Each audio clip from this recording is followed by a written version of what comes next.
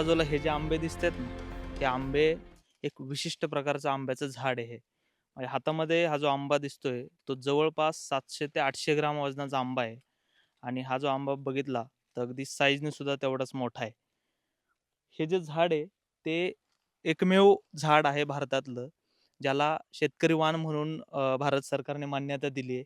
त्याचं काय वैशिष्ट्य आहे आपण थेट शेतकऱ्याकडनं जाणून घेतोय. तत्पूर्वी तुम्ही बघितलंत, तर या शेतकऱ्याने याला कागद लावलाय. यासोबतच याचा वाससुद्धा अगदी गोड किंवा अगदी सुवासिक असा हा वास आहे आणि याची वैशिष्ट्य हापूस आणि केशर आंब्याच्या जी त्यांची जी वैशिष्ट्य आहेत, त्याचं एक मिश्रण म्हणून हा एक आंबा तयार झाला आणि शेतकऱ्यांनी ही व्हरायटी हा वाण विकसित केलाय सिलेक्शन मेथडमधनं. ते शेतकरी आपल्यासोबत आहेत. सर, तुमचं लोकमत ॲग्रोमध्ये स्वागत आहे. सगळ्यात आधी तुमचं नाव आणि ओळख सांगा, गावाचं नाव वगैरे. मी भरत रेवजी जाधव, मुक्काम पोस्ट पारुंडे, तालुका जुन्नर, जिल्हा. अ, शिवजन्मभूमीमध्ये आपलं लोकमतचं मी या ठिकाणी आपलं स्वागत करतो. आपण इथं आलात, आपलं अ, या ठिकाणी स्वागत करून या ठिकाणी मी आपल्याला या जुन्नर गोडबद्दल माहिती सांगत असताना याचं वैशिष्ट्य सांगत असताना हां, याचा देठ जर आपण पाहिला तर हा थोडं वादळाला बी थोडं पुढे या म्हणजे मोठं आंबा आपण दाखवू. हां, याचं सांगा. याबद्दल सांगा. हां, हां. हां. या आंब्याचा जुन्नर गोडचा हा जो देठ आहे आपण पाहतो, हा एकदम असा वादळाला बी संरक्षण देणारा आहे. वादळापासून संरक्षण म्हणजे वादळामध्ये सुद्धा हल्ला किती तर वारा आलं तरी आंबा तुटत नाही. तुटत नाही. याची कपॅसिटी चांगली आहे. आणि हे सांगत असताना या आंब्याचं वजन साधारणतः एक 700 ते 800 900 ग्राम हं. 1 किलोपर्यंत जातं.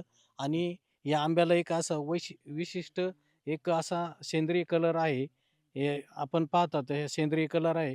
याच्यामध्ये या आंब्याचा जर कापला तर याच्यामध्ये केशरी कलर असा आंबा आहे आतून. याच्यामध्ये पल्पचं प्रमाण चांगलं आहे. याच्यामध्ये याच्या कोळीचं वजन एक 24 सॉरी याचं 48 ग्रॅमपर्यंत कोळीचं वजन आहे. हं. अशा आणि हा आंबा विशेष म्हणजे एक मी आता 10 वर्ष पाहत आहे. याच्यामध्ये साका हा प्रकार नाही. बरं. अशा प्रकारची याची वैशिष्ट्य आहे. म्हणजे याचं हे झाड एक 12-15 वर्ष जुनं आहे. हो, 12-15 वर्षाचं आहे. बरं. आणि याचं वैशिष्ट्य सांगत असताना याला एक चांगल्या प्रकारचा सुगंध आहे. आणि याच्यामध्ये याची जी चव आहे ती हापूस आणि केशर अशी मिश्रित आहे. बरं. याचा अशा प्रकारची आता याची वैशिष्ट्य आहे. हे झालं वैशिष्ट्य. आता आम्हाला हे जे वान रजिस्ट्रेशनचं जे आहे, आता हे प्रमाणपत्र तुम्ही बघू शकता. प्लांट व्हरायटी रजिस्ट्रीकडनं भारत सरकारच्या त्यांना हे मिळालेलं आहे. या ठिकाणी तुम्ही बघू शकता भरत रेवाजी जाधव, वैष्णवधाम, परुंडे, तालुका जुन्नर, जिल्हा पुणे यांच्या नावाने ही एक व्हरायटी आहे. मँगोची व्हरायटी तर बघू शकता आणि त्याला नाव तुम्ही दिलंय जुन्नर गोल्ड. आता ही जी जुन्नर गोल्ड व्हरायटी आहे ती शेतकऱ्यांनी विकसित केलेली शेतकरी वाण म्हणून त्याला अधिकृत मान्यता आता दिलेली आहे.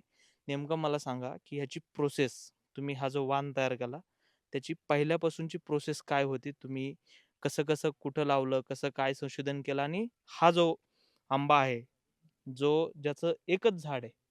भारतामध्ये केवळ एकच झाड आहे. माझ्या हातामध्ये हा जो आंबा आहे, ते झाड म्हणजे हे आणि हे भरत जाधव यांनी विकसित केलं. ह्याची प्रक्रिया काय होती ती मला पहिल्यापासून सांगा थोडक्यात?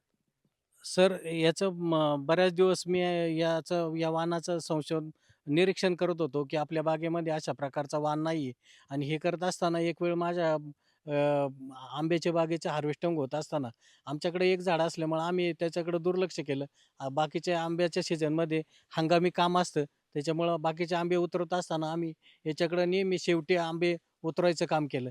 हे करत असताना मेमध्ये आमच्याकडं कृषी विभागाचे उपविभागीय अधिकारी सतीश शिरसाट यांची व्हिजिट झाली. आणि त्यांच्या निदर्शनास आणून दिलं मी, की आपल्या बागेमध्ये असा नवीन वाण या ठिकाणी आहे म्हणून.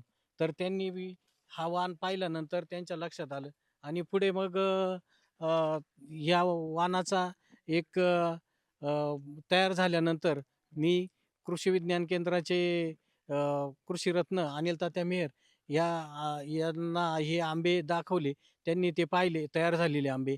त्यांना सुद्धा त्या ठिकाणी ते नाविन्यपूर्ण आंबे आणि जाणवले. त्याच्यानंतर त्यांनी ते कृषी विज्ञान केंद्राचे शास्त्रज्ञ श्री भरत टेमकर, त्याचप्रमाणे गावडे सर यांना त्या आंब्याबद्दल सर्व सांगितलं आणि त्यांनी त्यानंतर या आंब्याची संपूर्ण फाईल तयार केली. फाईल तयार करत असताना या आंब्याचे कंपॅरिझन केशर, राजापुरी आणि हापूस या तिन्ही व्हरायटीशी केलं आणि तिन्ही व्हरायटीशी तयार करत असताना त्याची पूर्ण प्रोसेस तयार झाल्यानंतर ती फाईल PPV म्हणजे भारत सरकारचं हे जे आहे ते रजिस्ट्रेशन शेतकरी वाण म्हणून ते दिल्लीला पाठवण्यात आलं. दिल्लीवरून ते लखनौला एक हॉर्टिकल्चर विभाग आहे दिल्लीचा, आंब्याचा खास संशोधनाचा. त्या ठिकाणी गेले. तिथले विनीत कुमार म्हणून शास्त्रज्ञ आहेत. ते येऊन त्यांनी या आंब्याची पाहणी केली. त्याचे सगळ्या प्रकारचे गुणवैशिष्ट्ये जाणून घेतली आणि त्याच्यानंतर त्यांनी 4 डिसेंबर 2025ला आपल्याला माझ्या हातामध्ये जे पाहत तो हे रजिस्ट्रेशनचं सर्टिफिकेट मला हे पाठवलेलं आहे. खऱ्या अर्थानं हे शेतकऱ्यांनी ही जी व्हरायटी डेव्हलप केली त्यांनी सांगितल्याप्रमाणे ह्याची वैशिष्ट्य काय की याचं वजन जास्त आहे. दुसरा मुद्दा यामध्ये साख नाहीये आणि हा जो देठ आपल्याला दिसतोय, हा देठ एवढा मजबूत आहे की किती वारं आलं, वादळ आलं, तरी हा देठापासून आंबा तुटणार नाही. ह्याचं वजन ॲक्चुअल जास्त आहे. तरीसुद्धा याचं देठ मजबूत आहे आणि हेच या वाहनाची वैशिष्ट्य आहेत. आता हे जे झाड दिसतंय, हे एकमेव झाड आहे भारतातलं ज्याचा आंबा माझ्या हातात आहे. ते या शेतकऱ्यांनी विकसित केलंय. काय वाटतं तुम्हाला याचं पुढं काय ह्या व्हरायटीचं करायचंय? सर नक्कीच या व्हरायटीचं आपल्या माध्यमातून अ, म शेतकरी बांधवांपर्यंत जात असल्यामुळं नक्कीच शेतकरी बांधवांचं कुतूहल निर्माण झाले आणि या कुतूहलाच्या याच्यानुसार माझ्याकडं रोपाची मागणी मोठ्या प्रमाणावर होत आहे. ती मागणी मी हे हंगामी पीक असल्यामुळं किंवा माझ्याकडं मातृवृक्ष एक असल्यामुळं मी पहिल्यांदा मातृवृक्षाची संख्या वाढवून मी त्याच्यावरती नंतर कलम बांधण्याचा मानस आहे. आणि ते शेतकऱ्यांपर्यंत जास्तीत जास्त कलम कशी पोहोचवता येईल याकडे लक्ष देणार आहे.